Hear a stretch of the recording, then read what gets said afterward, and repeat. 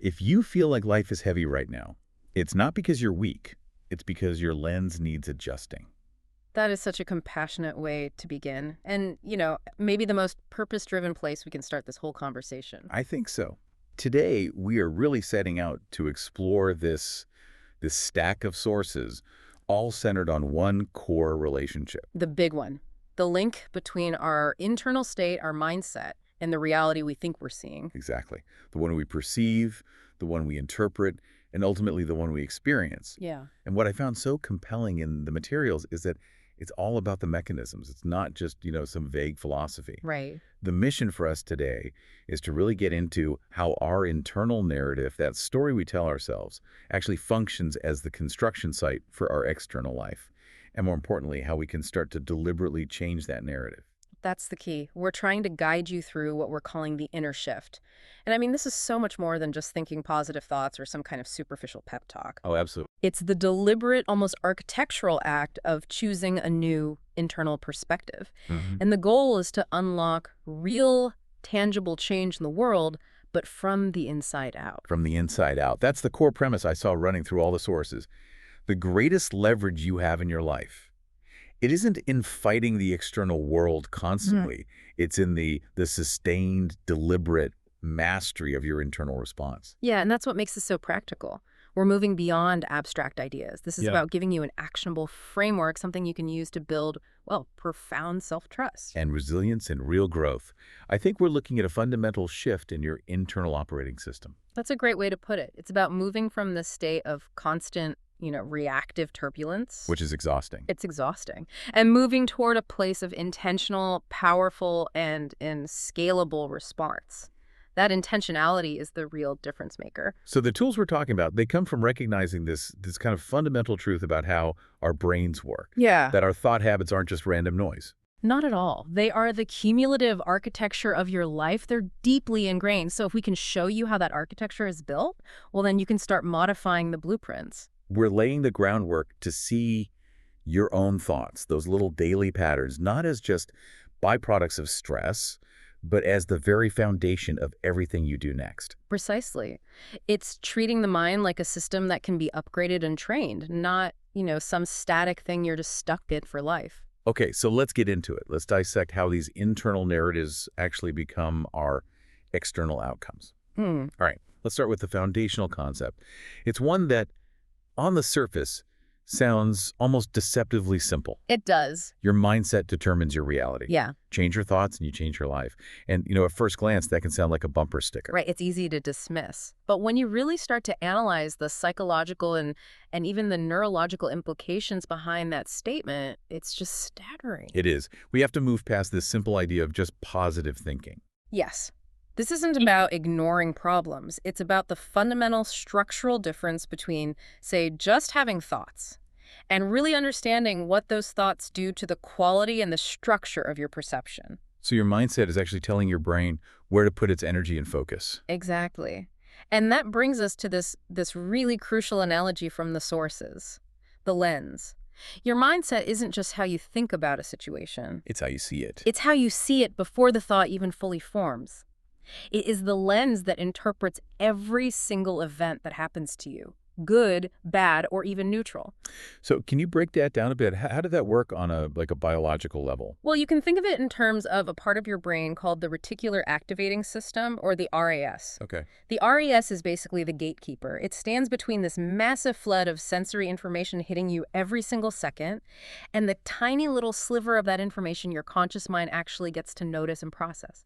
And your mindset, your habitual way of thinking, is what programs that gatekeeper. Oh, that's the red car example, right? Yeah. You buy a new red car, and suddenly you see red cars everywhere on the road. That's it exactly. The number of red cars didn't actually increase. Your RAS was just given a new command. Hey, red cars are important now. Filter for them. Wow. Now, just apply that exact same filtering system to concepts like opportunity or threat, or even your own personal capability. Okay, so if my mindset, my lens, is programmed for scarcity, for I'm not good enough, Then your RAS will literally filter out evidence of opportunity. It will actively look for and present to your conscious mind all the reasons why something won't work, or all the evidence from your past that confirms your failures. So the reality outside might be totally neutral, but the reality I perceive is just dominated by threat and limitation. That's it. And it perfectly illustrates how this lens can either, as you said, distort or clarify reality. If your lens is one of deeply ingrained fear, then every new challenge, a job interview, a tough conversation, it looks like a trap. It looks like it's designed to humiliate you. You're seeing a distorted picture, not the actual neutral situation. But if that lens has been intentionally calibrated, and this is the key word, intentionally toward capability and seeing possibilities. Then the same challenge looks different. Completely. That same difficult negotiation isn't a fight to the death anymore. It's a complex problem that needs a strategic solution. The difficulty is still there, but the interpretation shifts from a paralyzing threat to an engaging puzzle. I really like that distinction. It also brings up the magnification effect, doesn't it? A good lens can magnify growth. It can take a tiny win, a small moment of self-discipline, and turn it into real momentum. It proves you're on the right path. But the flip side is just as powerful. An unexamined fear-based lens, it traps you. It can magnify minor obstacles, a critical comment in an email, for instance, and blow it up into this impassable wall. That one tiny criticism becomes proof of your fundamental unworthiness. Exactly. So the breakthrough moment, the real start of the inner shift, is realizing this. Shifting the lens doesn't just change your perspective.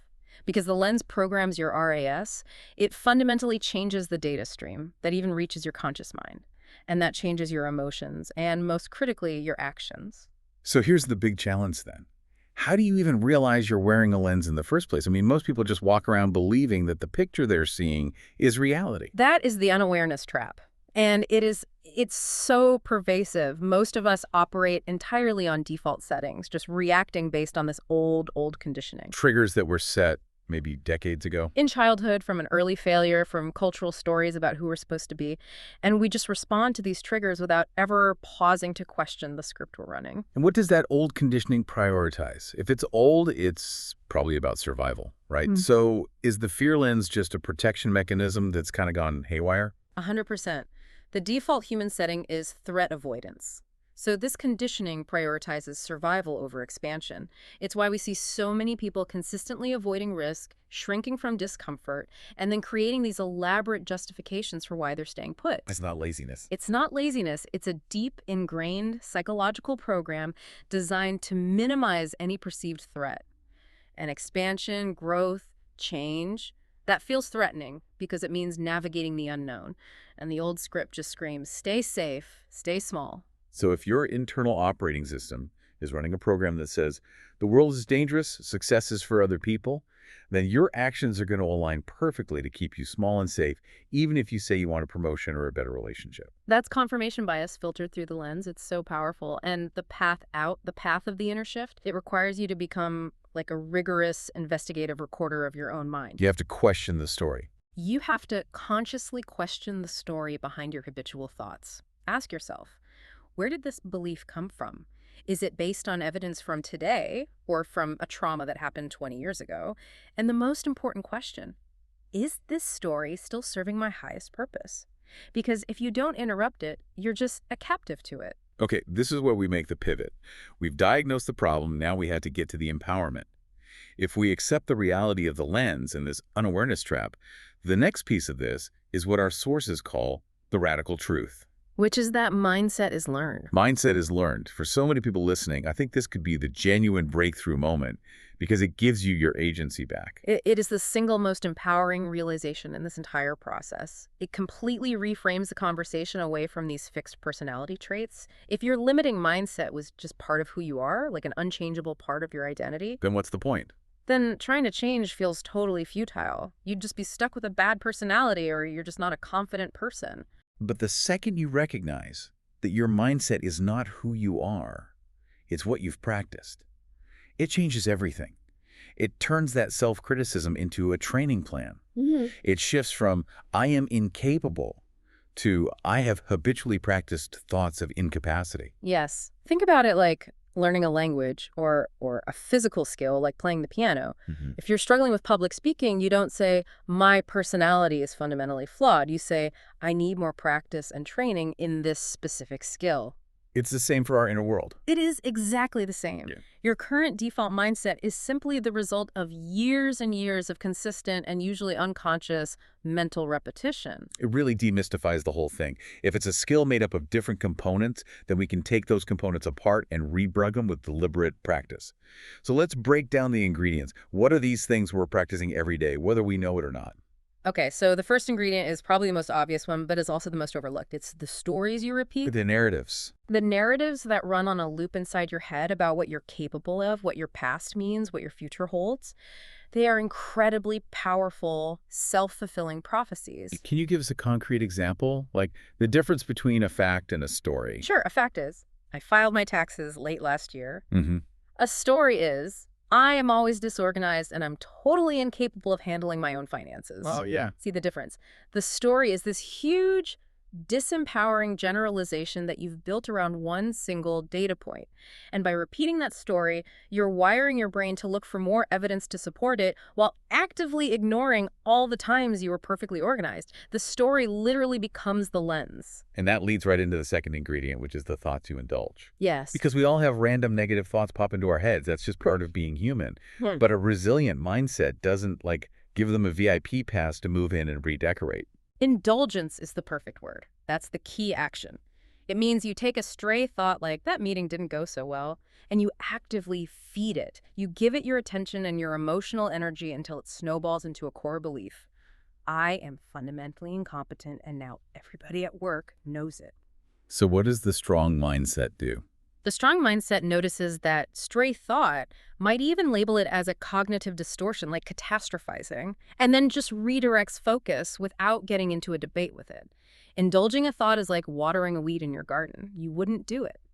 And the third ingredient reinforces the other two, the identity you reinforce daily. This is where your thoughts meet your actions. Every small decision you make, every choice to, say, tackle a difficult task or just settle for the comfortable one, it's essentially a vote for who you believe yourself to be. So if your story is, I'm always overwhelmed, and the thought you're indulging is, I can't possibly handle all this, what identity are you reinforcing? You're reinforcing the identity of someone who shrinks under pressure. So what do? You might subtly procrastinate on a new project. Not because you consciously want to fail, but because acting from a place of inadequacy feels familiar. It reinforces that safe, though limiting, identity. You are constantly casting votes for your future self. Every minute of every day. And most people are just casting votes for their historical conditioned self. They're just recreating the past over and over. So the big implication here for anyone listening is, as we said, this is really good news. If your internal world is built out of stories, indulged thoughts, and reinforced identities, Then you're the architect. You have the power to revise the entire plan. the practice becomes the path. The practice is the only path to shifting those defaults. What we're really talking about here is cognitive restructuring. It's a cornerstone of things like cognitive behavioral therapy. You're essentially designing a new internal operating system, but you can't install it overnight. You have to run the updates day after day. You have to learn the new interface and just be persistent until those old fear-based defaults are finally overridden.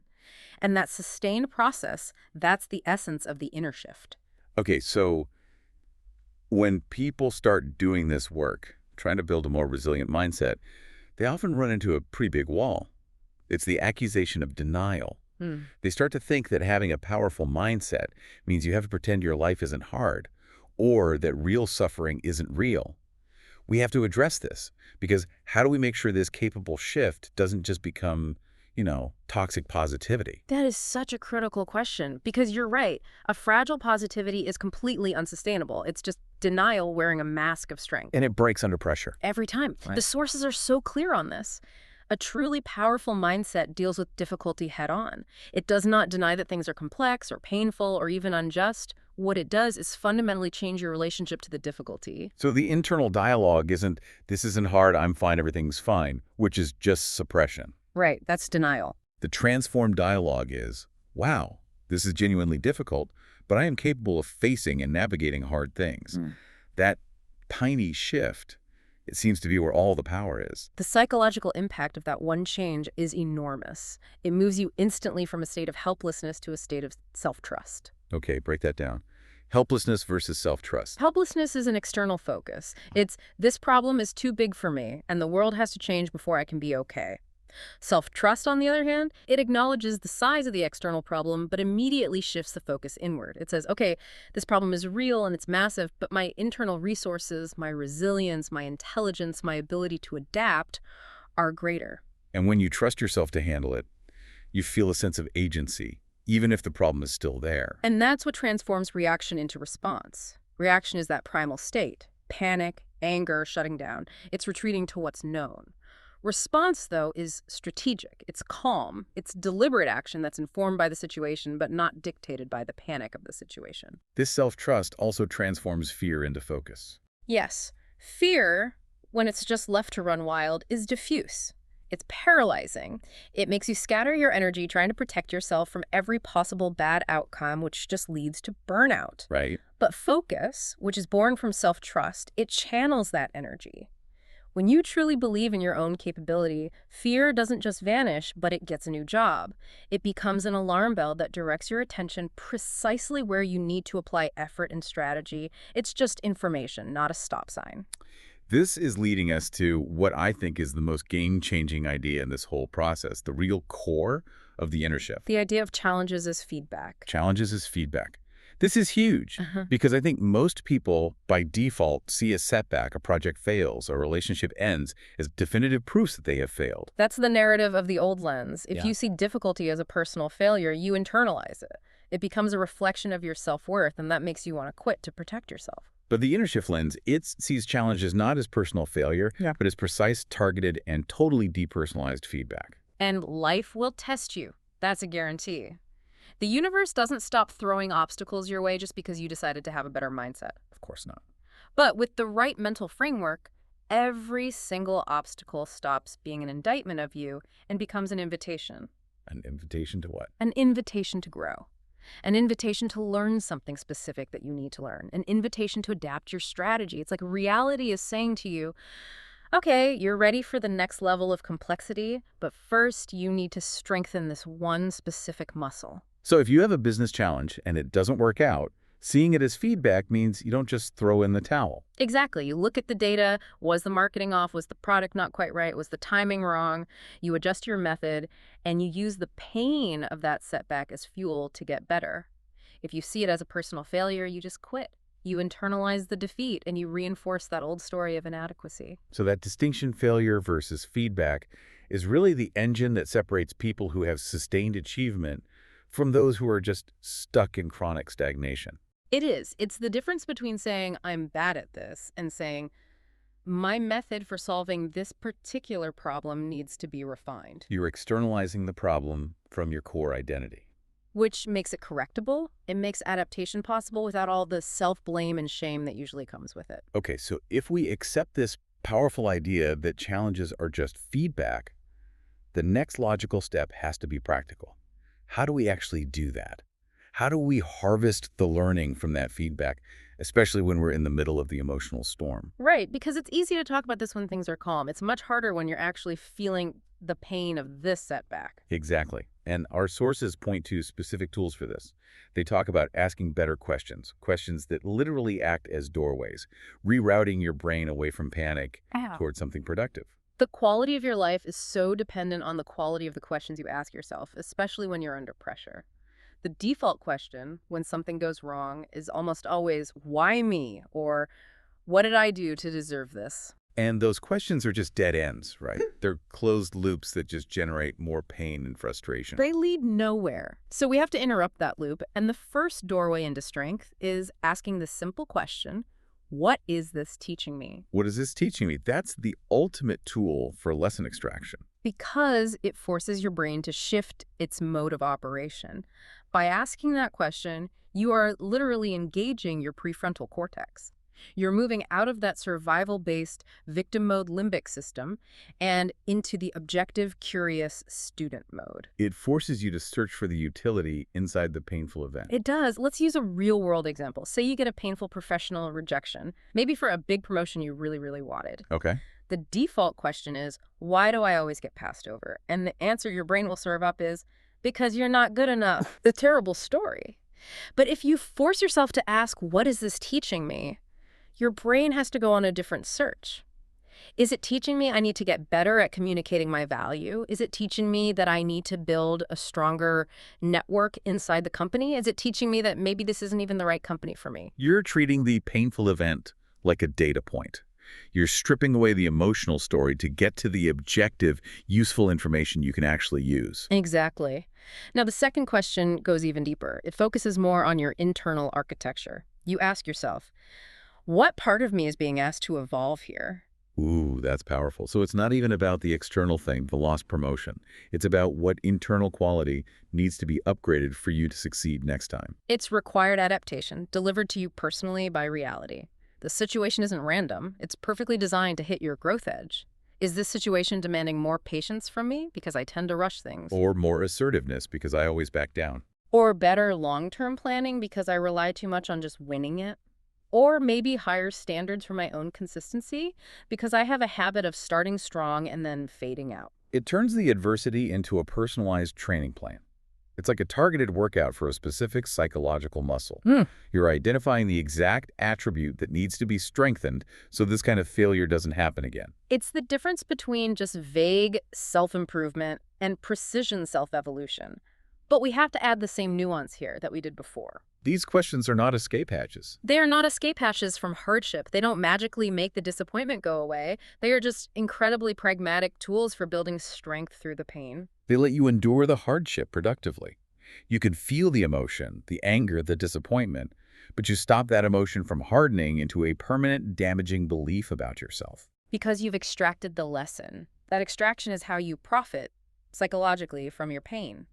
The whole point of these questions is to make sure that every difficult experience you have pays you a dividend in increased capacity, in new insight, and in deeper resilience. You're converting temporary suffering into permanent capability. That is the ROI of the inner shift. So when we're facing these challenges, especially when the emotional pain is really high, the easiest, fastest default setting for the unexamined mind is just blame. Oh, absolutely. And our sources say that blame is one of the most insidious mindsets out there, mainly because it feels so good in the short term. It does. Blame gives you an immediate external target for all that frustration. It gives you a fleeting moment of, moral superiority, I'm right, they're wrong, or just a moment of relief from responsibility. But the long-term cost is just catastrophic to your own sense of power. It is. Because blame, by its very nature, waits. It waits for someone or something else to fix the situation. If the fault is outside of you, it's the economy, it's your boss, it's your upbringing, then you have to wait for them to change before your life can get better. You've given all your power away. That's the critical insight. Blame robs you of your power because power lives where responsibility lives. The second you outsource responsibility for the outcome, you are outsourcing your personal power right along with it. You become a passive victim waiting to be rescued, and it doesn't matter how smart or capable you actually are. So the inner shift happens when you move your focus away from the source of the problem and toward your point of maximum leverage. Which is always the question, what can I control? And all your energy, mental, emotional, physical, gets ruthlessly focused right there inside that small circle of your influence. It's a kind of mental discipline, isn't it? Ruthlessly pruning away everything you can't control. It is. And we have to be really clear about what we mean by ownership here, because it's so often misunderstood as guilt or fault. Ownership is not about fault. Right. It doesn't mean you caused the bad thing to happen, you didn't cause the recession, or your company's restructuring, or your client deciding to leave. External events happen. So if it's not about fault, what is it? The sources define ownership as freedom, and this is the empowering part.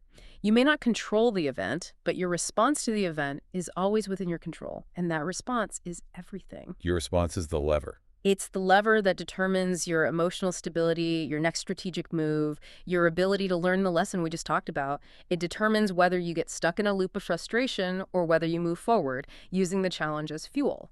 By owning your response, no matter what caused the event, you keep your agency. And agency is the foundational nutrient for self-trust. I wonder, though, is ownership harder for people who have been genuinely victimized? How do we apply this without minimizing real injustice? That's a necessary distinction. Ownership never requires you to minimize injustice. What it requires is separating the fact of the injustice from the utility of your response. You can acknowledge the injustice, you can even fight against it, that is action within your control, but you take ownership of your mental energy by choosing not to let the anger or the story of victimhood become the primary lens through which you see the rest of your life. Ownership is a declaration that says, I will not give this external event the power to define my internal future. That distinction is so powerful, and it leads us to the long-term compounding effect of all this, which might be the most critical point we make today. Which is that over time, your mindset becomes your identity. This is the cumulative weight of thousands of those daily choices, to either blame or to own. If you constantly tell yourself the story that you're overwhelmed or broken or a victim, Your thoughts and eventually your actions will just align with that story. You'll unconsciously seek out evidence to prove it's true. You might even sabotage opportunities that threaten that comfortable, even if it's painful, narrative about yourself. because the familiar pain feels safer than an unknown success. Precisely. But the other path, the path of the inner shift, it compounds in the other direction, exponentially. If you choose every day to believe and to act like you are capable and resourceful and resilient, even when you're in the middle of a huge struggle, Your life starts to reflect that back to you. it has to. Your posture changes, your decisions change, your willingness to take a smart risk changes. Everything starts to align with the identity of a capable person who owns their response. So you're acting your way into the belief. You're not waiting to feel it first. You're creating a self-reinforcing virtuous cycle. You practice ownership, which makes you feel resilient, so you try something a little bit harder. You either succeed or you fail productively and learn something, which then reinforces the initial belief that you are, in fact, resilient. And that's when the inner shift starts to become self-sustaining. So to make this permanent, to go from this being a conscious effort to it being your automatic response, we need daily training. We need practical tools, and we have to move beyond seeing things like gratitude and visualization as, soft, fluffy, personal growth cliches. We need to see them for what they really are. Which is systematic mental rehearsal. These are techniques designed to fundamentally rewrite the brain's default programming. They are not optional feel-good add-ons. They are core operating procedures for deep brain reprogramming. It's like physical training. You need repetition. You break down muscle fiber to build it back stronger. It's the same thing for our neural pathways. Exactly. So let's start with gratitude. It gets boiled down to just be thankful. But what is the actual psychological mechanism that makes it so powerful? It's a focus shift, right? It's designed to counteract a built-in human bias. That's it precisely. It's an exercise in counterbiasing the brain's inherent negativity bias. Evolution hardwired our brains to look for threats, for risk, for what's missing. That kept us alive on the savannah.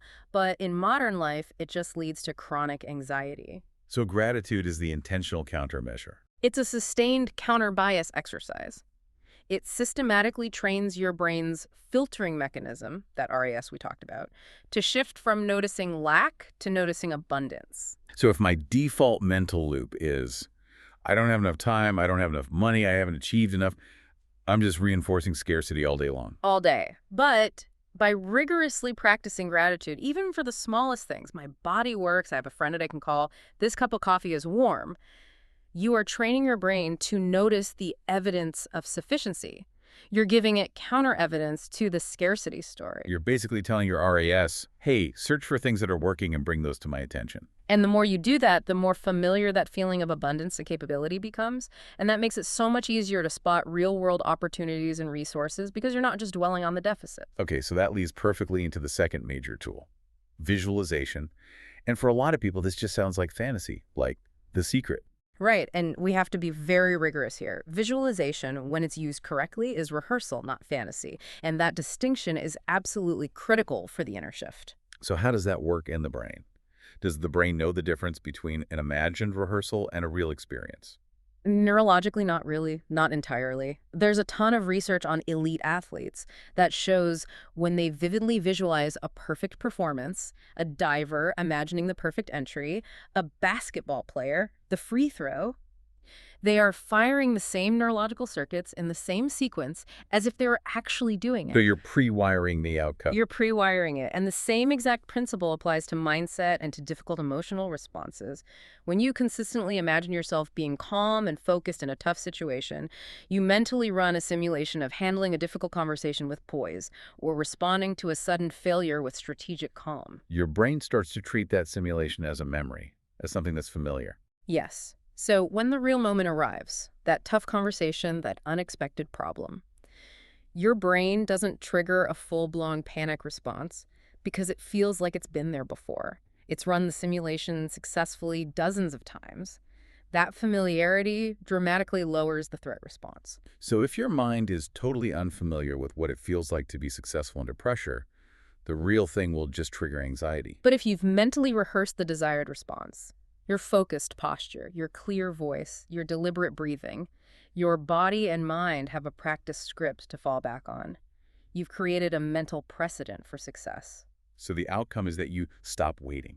You stop waiting to feel worthy or to feel ready to become that capable person. You start being that person right now because you've already done the internal preparation. You've turned your intention into an integrated habit through mental rehearsal. That's the hidden work that makes all the difference when the pressure is on. Okay, so after going through all of this, recalibrating the lens, taking ownership, doing the mental training, this whole journey can start to sound like a quest for some kind of impossible psychological perfection. Hmm.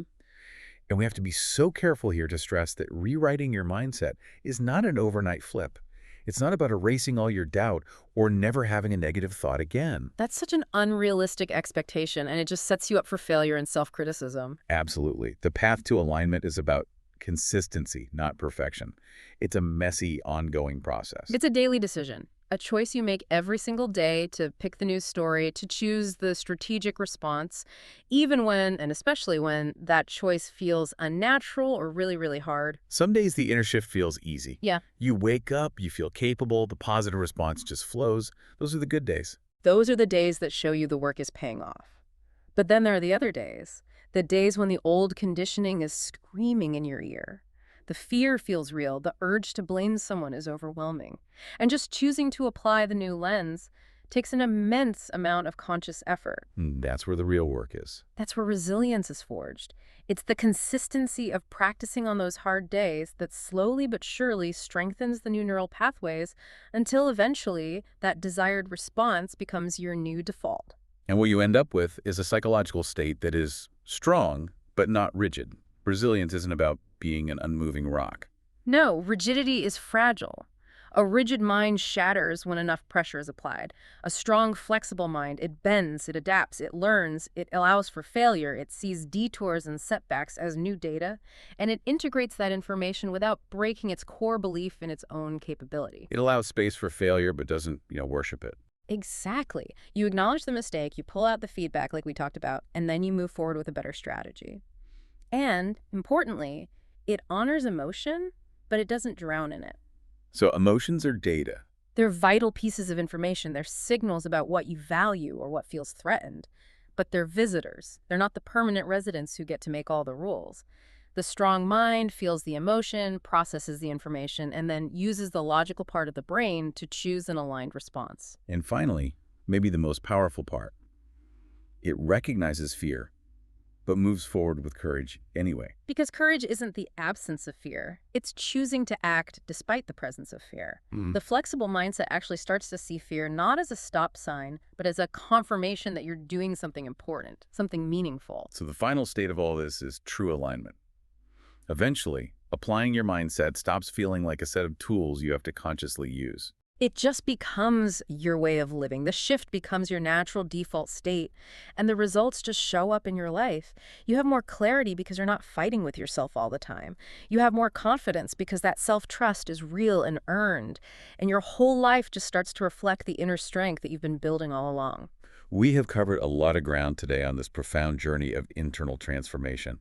We started in a place of reaction, right?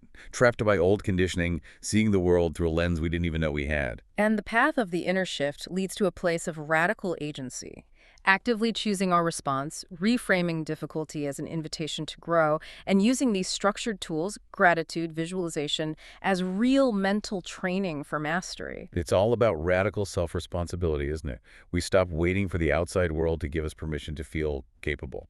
Exactly. We stop waiting for the perfect job or the perfect relationship or the perfect bank account balance to validate our worth. Instead, we just assume the identity of a capable, resilient person who owns their response, no matter what's happening externally. You move your source of power from the chaotic outside world to the reliable, trainable inside world. That is the function of mindset. That is the definition of power, and that is the mechanism of transformation. You go from being a passive recipient of reality to an active creator of your own meaning and your own response within that reality.